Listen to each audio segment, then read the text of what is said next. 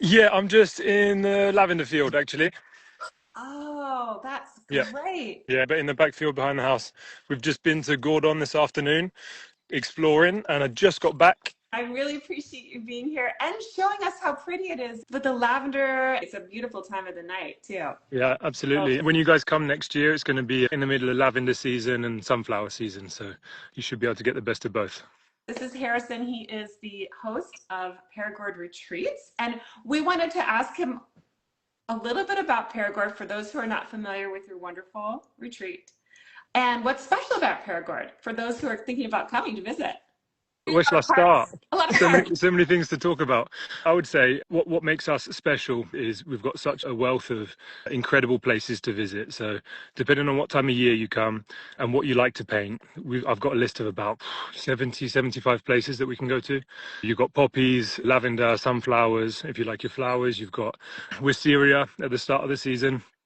If you like landscapes, we've got the panoramic viewpoint at Dom. You've got stuff overlooking the Dordogne Valley, the Lot Valley.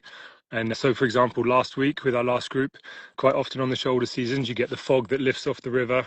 And then within 10 minutes, it goes from you see absolutely nothing. And you've just got this incredible view of one of the most beautiful villages in France in front of you. I suppose in simple terms, that's what makes what we do quite special. That is incredibly special and it's incredibly beautiful. And I just want to add, since I have been to Perigord and hosted retreats there twice already, that's really honestly just the beginning. Because you and Catal are just such wonderful hosts and you're so kind. You treat everyone like part of your family. And the food is unbelievably good. And I know that's important when anyone is traveling. The food can, if it's not good, it can really ruin your whole trip. But Yeah. the food at Perigord is amazing. Everything is homemade, and you just feel like you're dining like a queen or a king. Well, Why? that's the way we see it. If you're going to travel halfway across the world, you want an experience that you can't get at home. So, what does that mean? That means what's special about the place you're going to from a cultural perspective, from a culinary perspective, and then do you actually feel comfortable where you're going? And if you can get those three things right, then that's for us, that's the key to a great retreat. You've got a group of people coming together with a shared interest. They've come obviously to spend time with you two. And then what we do on top of that is just the icing on the cake, I guess, is what brings everyone together, keeps the group happy, and just us being able to take care of all the logistics so that you can focus on teaching and your group can focus on enjoying themselves. It just makes things easy.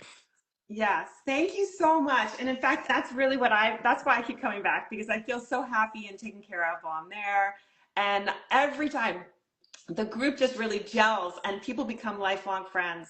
And that Yeah. is because the environment that you create for us is just so comfortable and warm and joyful. So I'm so excited to go back. And I know for those of us who are already coming to Perigord, this is what you get to look forward to. And if you haven't signed up yet, we have a few spots left. And if I haven't already put the link in my stories, I will make sure it's in there. And Kate will have a link as well. We have it on our website too. And before we go, we just wanted to ask if anyone has any questions for any of us while we're here. Any quick questions? I know someone asked who you were, Harrison, so I did try to tell them, but we didn't get that question. Well, I know we have a lot of people joining. We have a lot of hearts. And sometimes it takes people a moment to think of a question.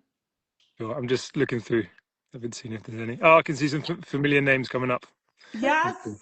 people are saying hi to you and they're saying Yeah. hi, and people who have gone to the retreats before. Yeah. Your groups from the last couple of years are still active, and I think people are still catching up on Zoom. Yeah, from our perspective, I think that's one of the one of the nicest parts of watching a retreat happen from the outside looking in to a certain extent is seeing how people come in as strangers and then leave as best friends.